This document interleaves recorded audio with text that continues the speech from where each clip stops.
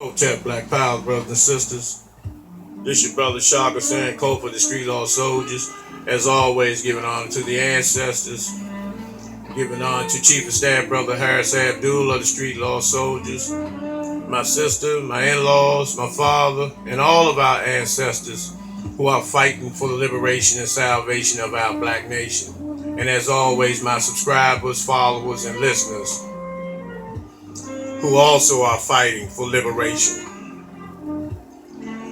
What I want to talk about today is something that is plaguing the black community, but we always seem to blame it on our youth. And this is the outrageous process of extermination of the black youth in Chicago, hidden under the name of gang violence. See, behind this gang violence in Chicago, these killings, is black extermination.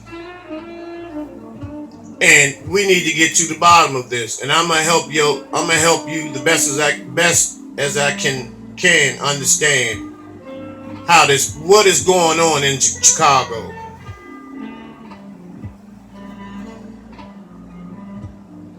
You know, the human toll, which is taking a great toll on the minds and hearts of our mothers and our family members in Chicago.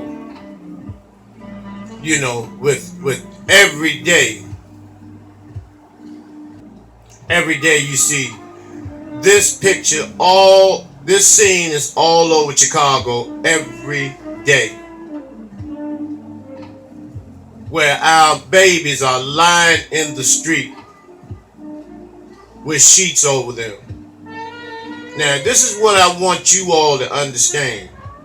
This is not just black males killing black males. This is just not gang violence.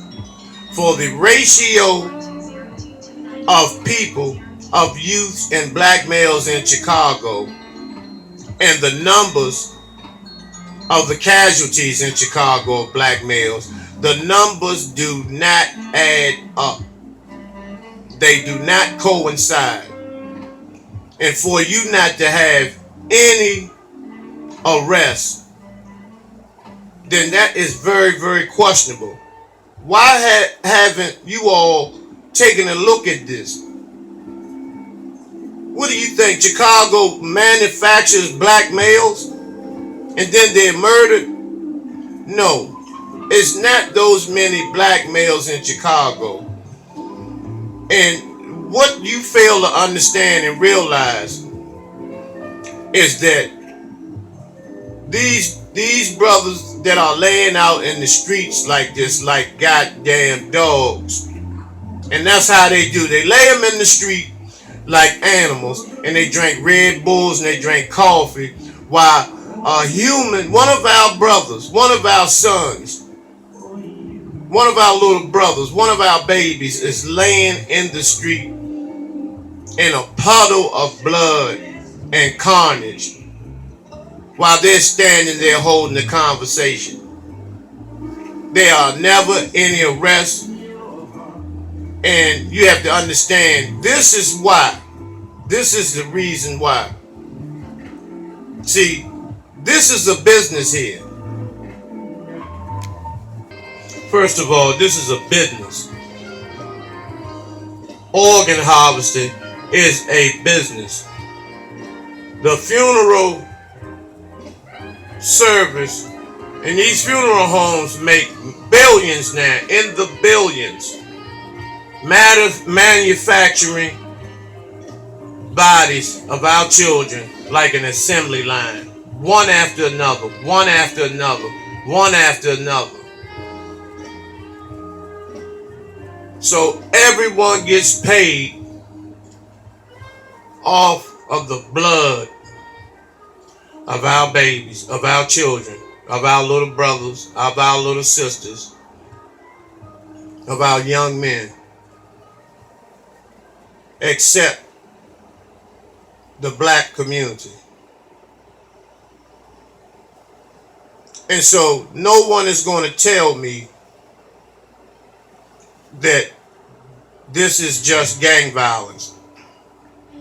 Based on a lot of the research that I've been doing, I come to believe and come to find out that this gang violence, which they try to blame on this brother, Chief Keef, which is not his fault. You know, he's not at fault for this, but he's played, excuse me, but he's played a major role in the influence of our babies' minds. His music is largely responsible, but he's not the total blame behind the killings, the actual killings. He is paid millions and millions of dollars. Now just take a look at it, brothers and sisters. Now how can someone like him, who just came on the scene a few months ago, you might say 2 or 3 years, can accumulate so many millions of dollars if he's not paid to pump this filth in the black community? Because the white so-called imposter Jews own the entire music industry. And so they are paying these brothers large amounts of money to pump this filth. Not only for record sales, and while they sit upstairs in their offices raking in billions, they're paying people like Chief Keef to pump this filth to our babies, and in turn our babies are being murdered wholesale. He's not the only one. This motherfucking devil here, Rahm Emanuel, who's part of the Israeli Mossad. Now let me tell you something about this goddamn devilish faggot. Now, he was Obama's chief of staff. He left the second highest position in the country to go be a mayor of Chicago, of an inner city, because he wanted a cut of the billions of dollars, because his hands are filled with blood from the blood of our babies, from funeral home directors, from hospitals, and from the drug trade. This devil is getting money from all ends. And you never hear him say anything about curbing gang violence. The only thing that this motherfucking devil has said is that Chicago is a Trump-free zone. So what the fuck? He is up to his neck in the blood of our babies. And you all better wake up and pay attention to this shit. You know, the murder of our babies and their fathers wholesale. And we sit back and we cry and we end up on medication and we're hooping and hollering and we're begging God, we're begging Allah, we're begging Jesus, we're begging Buddha, we're begging for some relief of this hell that we're living in, instead of fighting back. The God, the Creator, gives you the strength to fight back. He doesn't fight your battles. No one fights your battles for you. This is a battle you have to fight.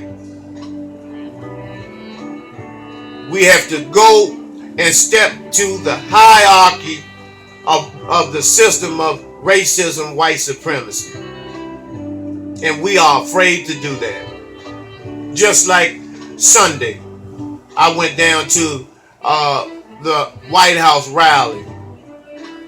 However, no gangbangers were there.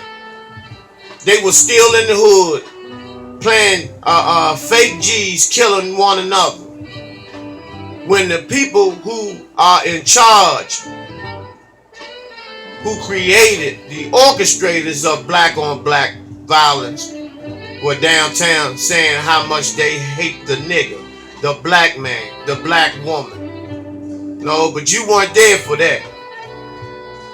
But you'll be there when your brother is short $10, or if somebody that looks like you owe you a couple of dollars, or steps on your goddamn Air Force Ones, then he has to lay in the casket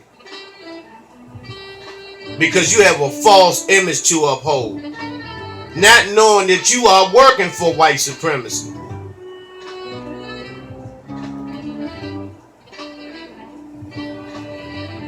And see, you got motherfucking clowns like this bootlicking, bougie ass nigga, who's from Chicago. But he's not up there curbing gang violence because he's afraid. And he's been told by his cracker motherfucking wife and the white bitch mother-in-law of his. See, he's been told not to fuck with them niggas. See, they say a lot of strong shit out of their mouths, but their motherfucking substance and actions are on zero. They are scared motherfucking punks. They are selfish. They only think about themselves. And they are in cahoots with the white so-called imposter Jews of the industry. Entertainment and music.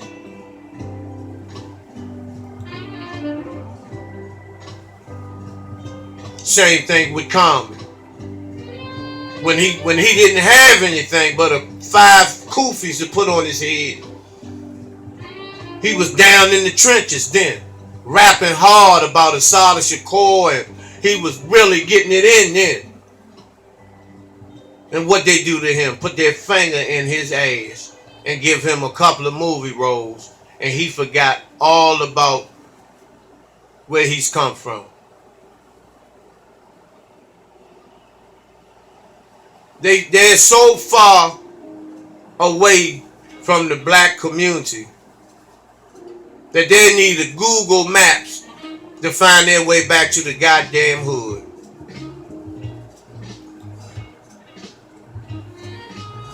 Same with R. Kelly, the pedophile, constantly raping little girls.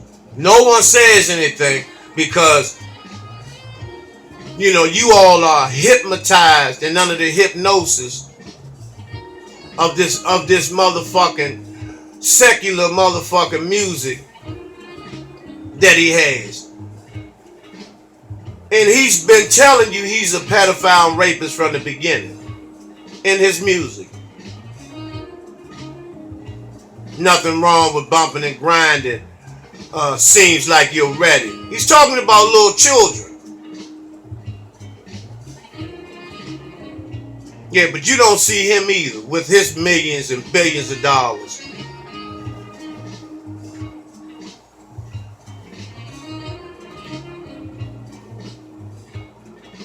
Jennifer Hudson.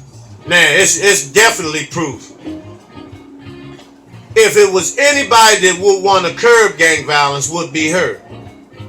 Since her family was so-called murdered in Chicago. And that lets you know that it was a ritual killing. You don't see her going back home either. You don't see her putting money back in. You don't see them having a march where they're going in the hoods, embracing these brothers, telling them that, someone loves them, their jobs, vocational training is on the way. Just hang in there. See, you don't see that type of shit from this bed wench. And that's how you know when she gave her parents up, her mother and her family up, it was a ritual killing. That was her key to the door of wealth and fame. And how can these people maintain all this wealth over the years and they haven't made any blockbuster songs They haven't made any #1 hits in years because the hierarchy and powers that be keep their bank accounts flowing for the sacrifices that they made to prove that they can be trusted. And it shows now because you couldn't push her, you couldn't take her by gunpoint and take her back to the black community. Dwayne Wade, same way. Barely got out of Chicago. Slipped through the cracks. Barely got out. Was about to be a GD. Was about to be initiated as a gang member. Slid out. But you don't see him doing anything. And I want to tell you niggas about this turkey shit. Just giving away these turkeys. That shit don't mean a motherfucking thing. You know, this turkey giveaway shit. That's a tax write-off. You're not spending no money. Any of you celebrities can go in any of these motherfucking secondhand supermarkets and fill out a form and get 500 and 600 motherfucking turkeys because the supermarket will get double. If they say they gave you 200, they're gonna tell the IRS they gave you 800. So you really that shit doesn't mean nothing. And these steroid injected, beat up motherfucking turkeys. That shit doesn't mean nothing in the black community. And this red, fiery-eyed motherfucking baby silverback field ape, Michael Jordan, who the city of Chicago and around the world, people love Jordan. The black community loved Jordan. Jordan was a god to the black youth in the 90s. And people spent billions and billions and billions of dollars to bring Michael Jordan to where he's at today.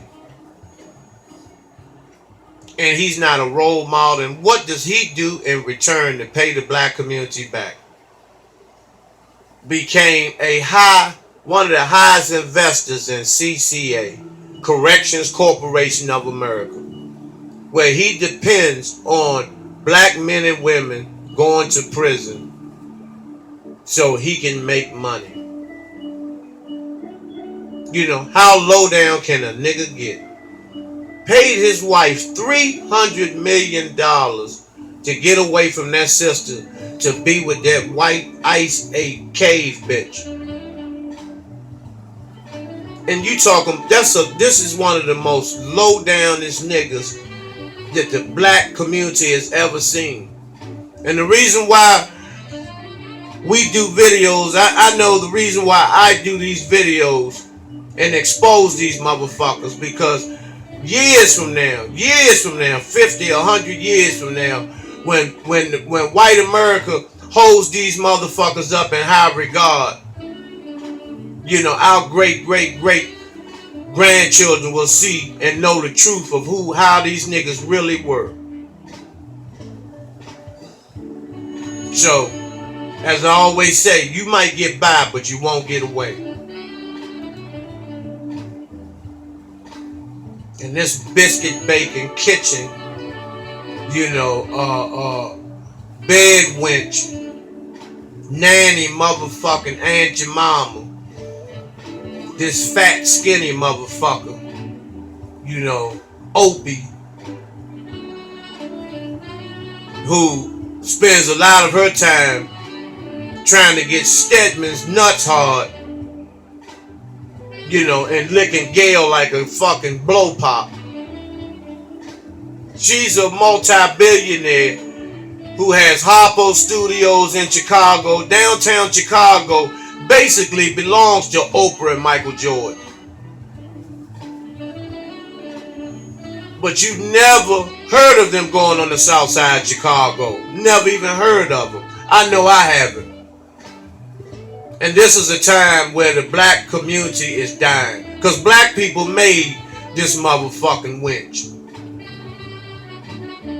I don't like to use the B word unless it's on ice. But black people made her, and what she done, because I remember when she was just an overweight, baloney and cold cut sub eating motherfucker in Baltimore, being a newscaster, weighing about 300 pounds, snorting coke. And then the black community made her, supported her show. She used to have all black audiences. And what she do? When she got the money and when the black community put her on top, she kicked the black community out. Now her audience, if you look at her audience now, is mainly these white volume eating motherfucking soccer moms. And she's a piece of shit too.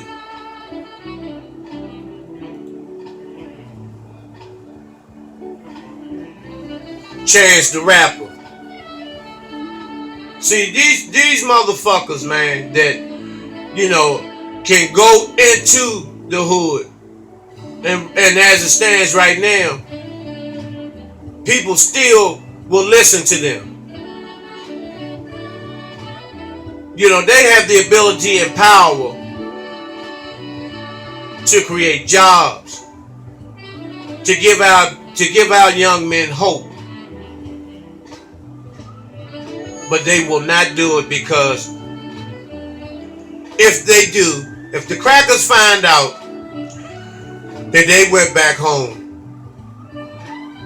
they will no longer be able to eat caviar.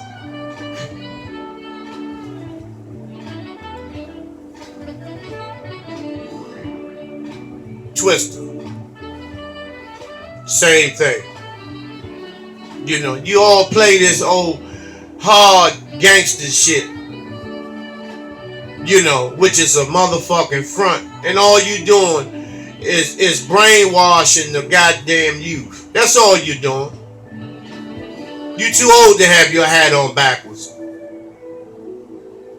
You should be out there. You should be out there in the trenches with the young G's.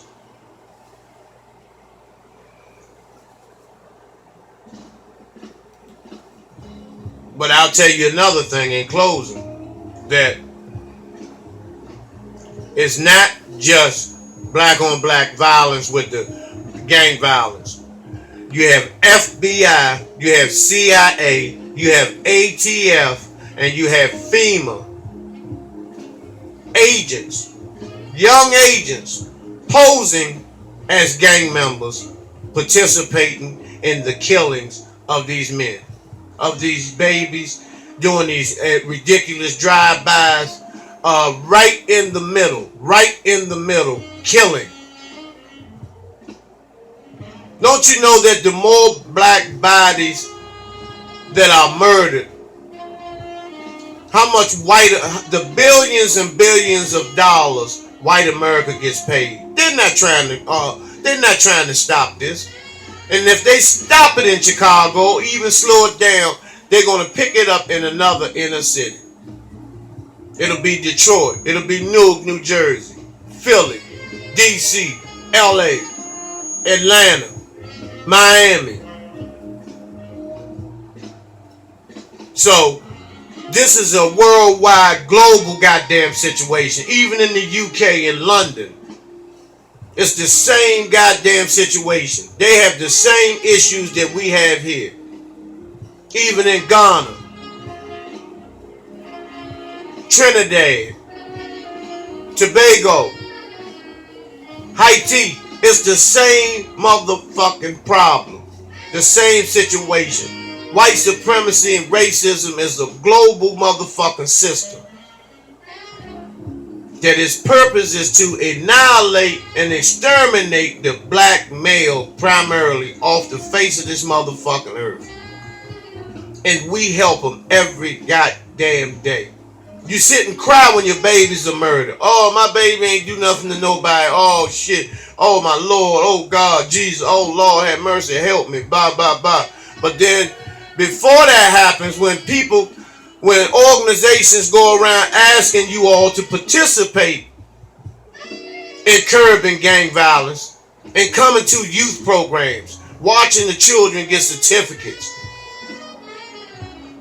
putting money up to take them to the mountains. Let them see a part of the world that they never knew existed that belongs to them. No, you don't have time for that because you're playing fucking bingo. You're playing lottery. You're playing slot machines. You're hanging out in the goddamn clubs. Or laying with some motherfucker.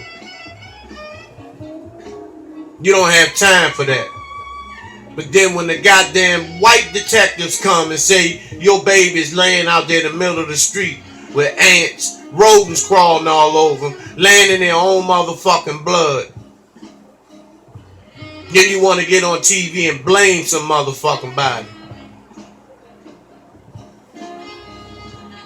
You know, and in some cases, some of y'all need mirrors when you get out here in the public on the media and and try to blame somebody. Take a mirror with you next time.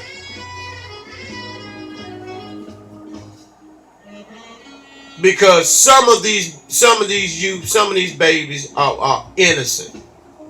Never done nothing wrong. Honor roll students. Doing the best that they can. Living in fucked up conditions, but raising themselves above their conditions. But you don't have time for that.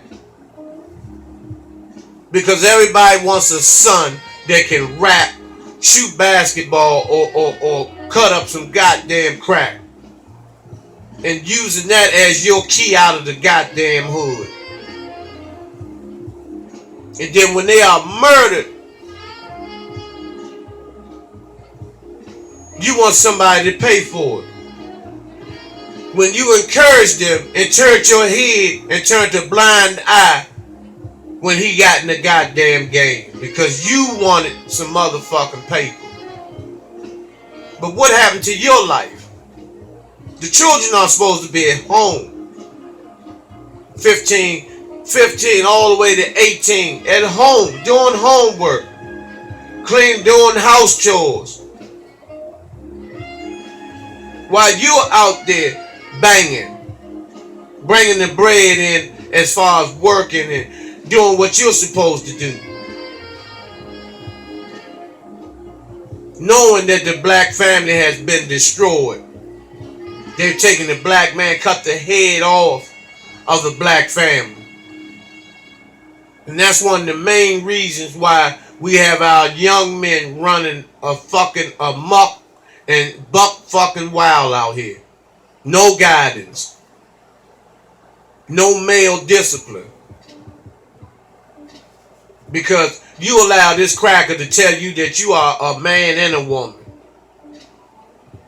And you're not the mother and father. You're just the mother without the father.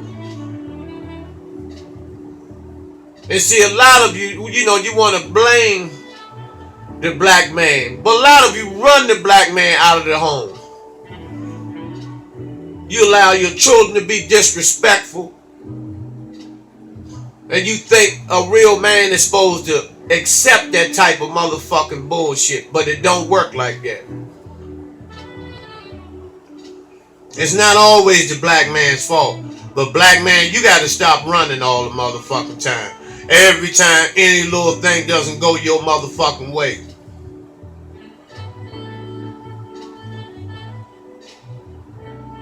You know, the black man and woman have to learn to work as a unit.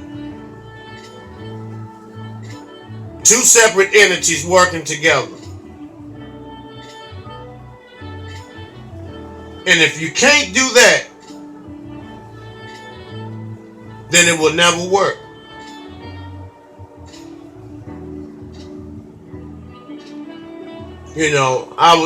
Once again, like I said, I was out there at the, you all saw it when I was out there at the, down there near the White House.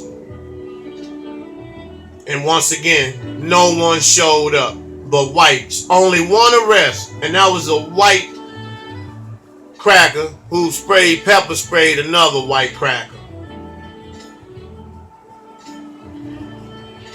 So, We gotta learn to stand up. We gotta learn to show up, to grow up.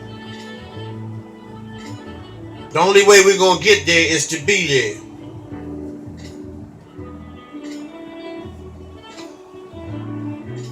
You know, my next videos, I'm gonna be talking about Harriet Tubman. I'm gonna be touching on the three blood sacrifices: Otis Redding, Sam Cooke, James Brown. The real truth, not what this old white British bitch tried to do a documentary on. You know, reading out of a fucking encyclopedia. I'm talking about the real truth. And as always, my energy goes out to all my brothers and sisters all over the planet. But in Chicago, that, you know, some of you brothers out there in the street that know what's going on, that you know a lot of these motherfucking niggas out there are agents. You know, say something, stand up, battle these motherfuckers. Don't be afraid. You're already out there. Don't just go out there just to die. Hotel, Black Power.